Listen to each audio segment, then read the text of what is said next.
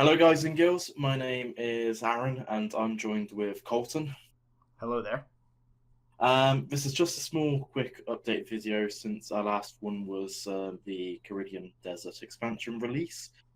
So this video is primarily just about, explaining how we worked on the expansion, what we're currently doing as well. So with the expansion, we released the actual project in, I believe it was August last year, so August 2017. So during now, in beginning of April, when we released the expansion, so it's been about 8 months between the two. So we spent a good 8 months working on the expansion, which I not so long ago I thought was only about 5 months or 4 months, but 8 months now seems a lot larger than I thought. So yeah, we thought it wouldn't take as long as it did, but since there's two of us, technically three of us working on it, it does take a very long time. And since we don't have the staff that Jagex does. I think we were originally planning for October time. And then got pushed to beginning of January. And come January, we saw we were relaxed working on it, and we were like, okay, seriously, now we need to actually set a date. So it was the beginning of April, and we just kept pushing back the date as we wanted to add more quests and skills and stuff. We worked on it for 8 months, so we didn't even add everything we wanted to. So. The last 3 or 4 days was just a cram, sleepless nights. And just quick, we need this shit done. Yeah. The amount of files we sent back and forth was just incredibly stupid. But we're going to talk about how the expansion came to be. Honestly, I think we maybe could have done it just update after update, because we only have one server at the moment, rather than have a development server and add everything in one go. So active players was actually having the expansion content in game already and able to use it. So we tried to lock it off. Yeah, we tried to lock it off as much as possible. But when we released the project, I was playing my wizard account. And I got to about level 6, and I was using spells like Firebolt. And I think I unlocked Air Blast, and it was okay, Air Blast, that's pretty cool. I want to use a new spell because I've been using Firebolt for ages. And it got to a point where I was like, okay, wait, I can't actually cast a spell because there's no way of actually getting death runes in the game. Yeah. So yeah, so that was a major put off, because it was I can't just I'll drop Death Altars some random location just so I can craft runes. We had to actually have it, as a reward, something to actually earn. Because in RuneScape, to actually get to a Death Altar, you need to do Morning's End Part 2. So I'm sure you can back me up on this, Colton, when doing Morning's End Part 2 is several times. Yep. But if you think about it, and I think this is something Jagex is only realizing, to actually craft, death runes. Air Blast is a level 41 spell in RuneScape. Free-to-players cast it all the time. Air Blast is a good free-to-play spell. Yeah. But to actually get the source rune, and we aren't including, drops or, shops. To actually get the runes, you need to do this members quest, which has an extremely long storyline. You need stuff like aimed at level 70 stats for a level 40 spell, so it doesn't quite make much sense. So what you did was you made it essentially a low level or medium level quest. Yeah. So once the player, so if somebody's a wizard, a pure wizard, they got to that level 6 where they unlock the spells. The quest to actually unlock the Death Altar is, appropriate for their level, because I know we are sort of trying to replicate RuneScape, but also doing our own thing. To actually add Morning's End Part 2 would be about 3 years of work, honestly. So maybe, yeah. We don't even have the section of the map done. We have so far deep Plus, underneath. plus, I personally feel part of our job here is to take what Jagex did and improve upon it and expand the lore. And some things should have been done differently so that players could access them and play the game without having to spend months casting spells or casting something. That's exactly what I said. That's what it feels like Jagex have been, slowly realizing this. Because in RuneScape 3, like quite some time ago, they made an update where they removed like about 75% of rune drops from monsters. Because it got to a point where the amount of runes in game, you didn't have to runecraft at all. Like fire runes were like 5 GP and 10 GP. But and most people use rune spam anyways, so yeah, exactly. But by the time fire runes and elemental runes were like 10 GP. So if you look in the prices now, like if I actually look at it now, so I remember the last time when it's actually been a while since I've actually played RuneScape 3 Fire Rune. It was definitely high. So yeah, it's 73 GP. Whereas if you go to old school RuneScape, because they do have bots, but you also have like it's 5 GP in old school RuneScape. I know they have more players, but old school RuneScape's only been out for like 4 or 5 years, whereas RuneScape 3 has been out for 17 years. So that's 17 years of fire runes being added into the game. Yeah, and just that small update has made a massive change. But that's pretty much, one of the reasons, but we also have other reasons, for adding content into the expansion. So like people complained about fire making and prayer was too slow to train. Yeah. The current way of training prayer was like the same version as like 2001 in old school RuneScape, I know maybe they had like the Ectofungus altar there, or Ecto altar, whatever it's called, where, it's not as good, but it's a better way of burying bones. But it's going back to what we said, we can't just add Morning's End Part 2. We can't just add, the Ecto, altar in random location. Or to build this like massive area just to add an AFK, prayer. Or, even add like gilded altars.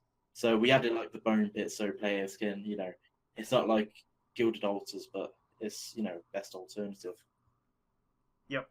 Molior itself is, there's a lot of content now, but the game is also very grindy, and we're trying to lower the amount of that so you can play the game rather than spending days clicking, which, it's not that fun. It is generally just, supposed to be about, exploring.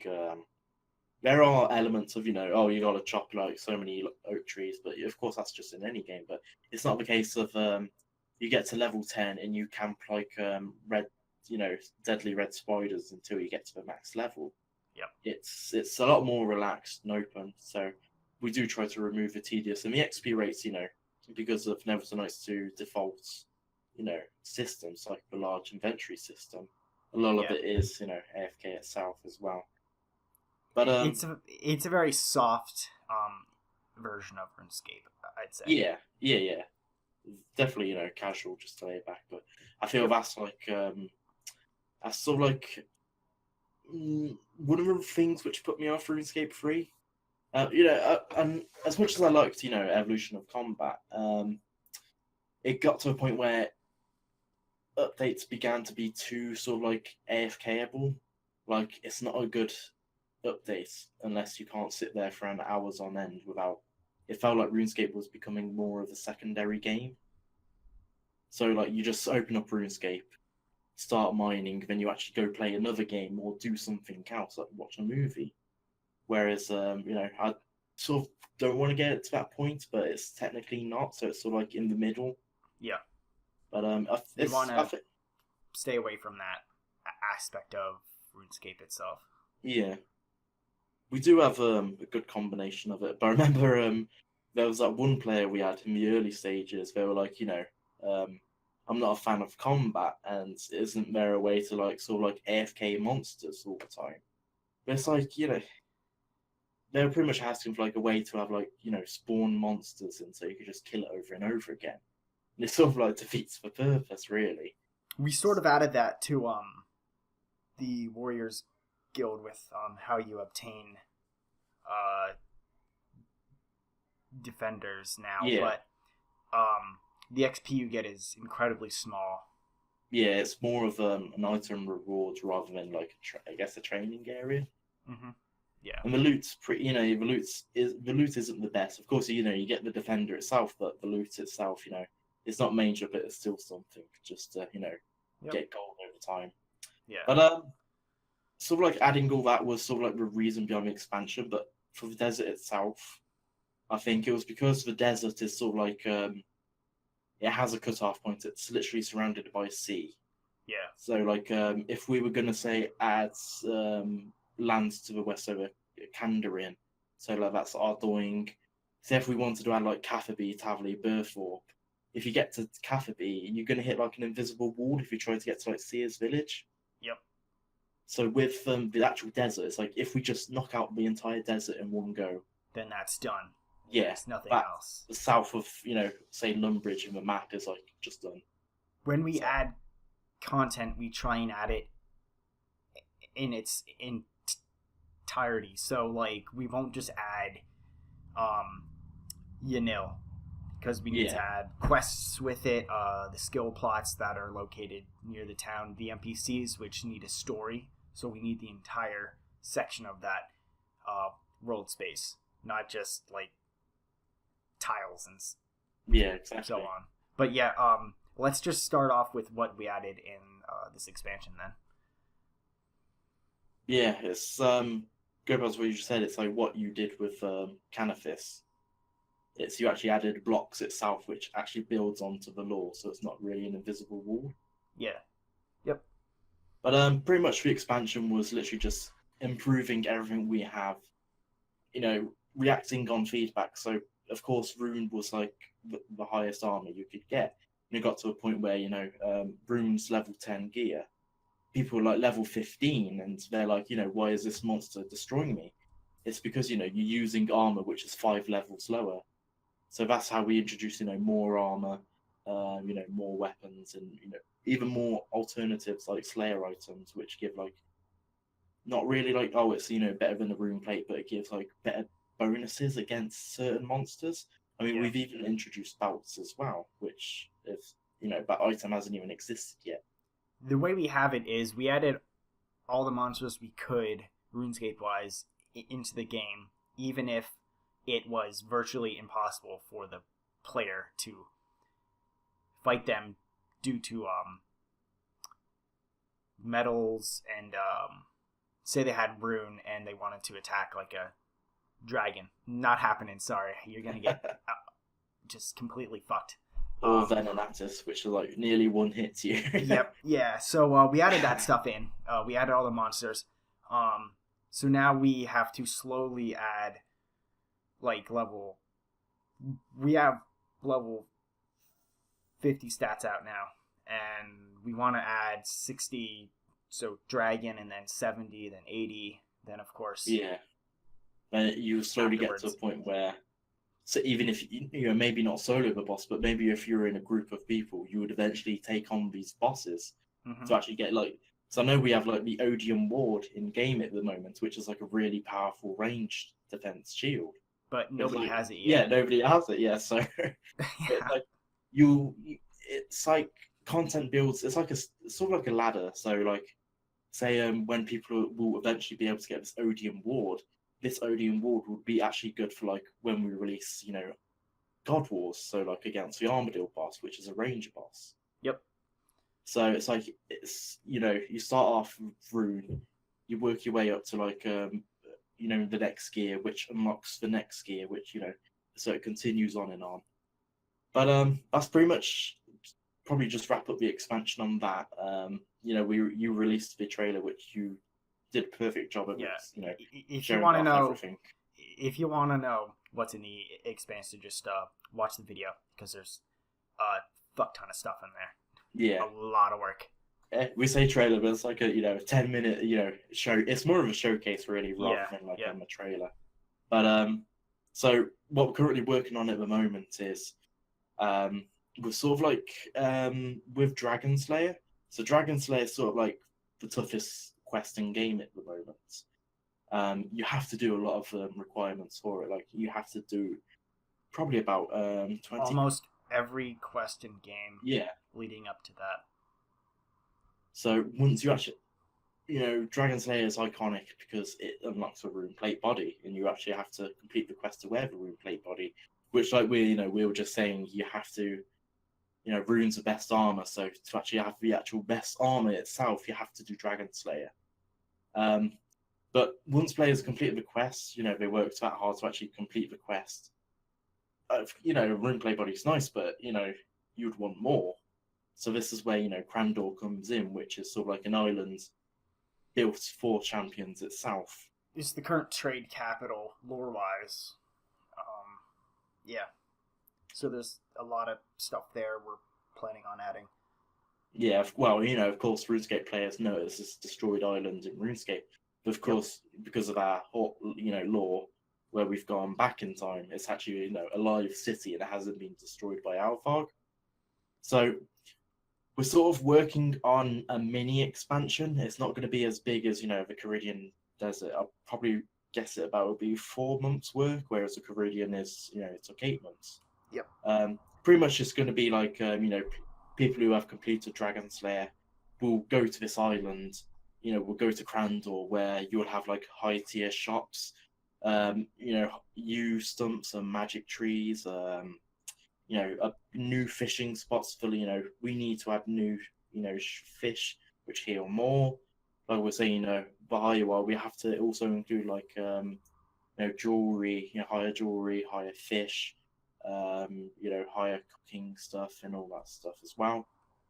But also we have planned all these like storylines, so you got a bunch of new quests to actually do. So it's not, you're not just going to go to an island just to buy like some food or go fishing. There's going to be a whole storyline behind it as well as some, side quests, which are more fun and gimmicky, but also unlock new content are quite fun as well, which, explore the world more. Mm-hmm. With this, like I said, it's probably just going to be a mini one, so we don't want to give too much detail at the moment, but that's sort of what we're working on at the moment. With this one, we will do more videos on it, because I think it's because it's a smaller expansion. I think whereas the Kharidian, there was just so much going on, and with 3 new skills. The logistics of it was insane for just 3 people to be working on. Yeah, it's.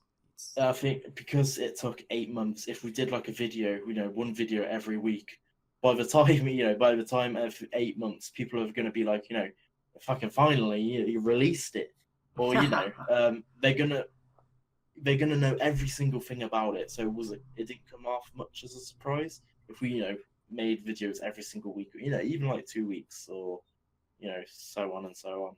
But we're trying not to be as transparent as Jagex is with their content, because we've seen how that goes.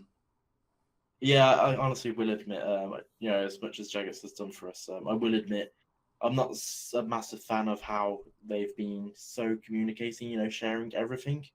I used to like it in the olden days where you just log on the homepage, you see this new quest pop up at some point, or, when I even first played RuneScape, every time there was a system update, I used to go to a prayer page, because the first time I did it, I saw new prayers. So I always used to go to the prayer page just to see if they added anything new as well. I think the first time I did it, they added like Smite in Redemption. So that was a long time ago. Yeah, it is. Yep. But I'd say that's pretty much it for the video, Colton. Do you have anything else you'd like to add, or? I can think of nothing else. Well, yeah, I think we will be working on more videos just to keep you more up to date on the project. So we'll try and live stream content building. It's just hard to gauge that type of thing, because there's a lot of stuff that needs to be planned and then staged and so on. Yeah. With the I know we have like got a lot of it built, like the members area, we do have a lot of it built, but with the Crandor, I'm currently working on stuff, so I think I'll even do some live streams of me building as well. Cool. Yeah, until then, we will see you in the next time we release a video. Leave any questions and whatever else you guys can think of in the comment section, and we will read it. Yep. All right. So, see ya.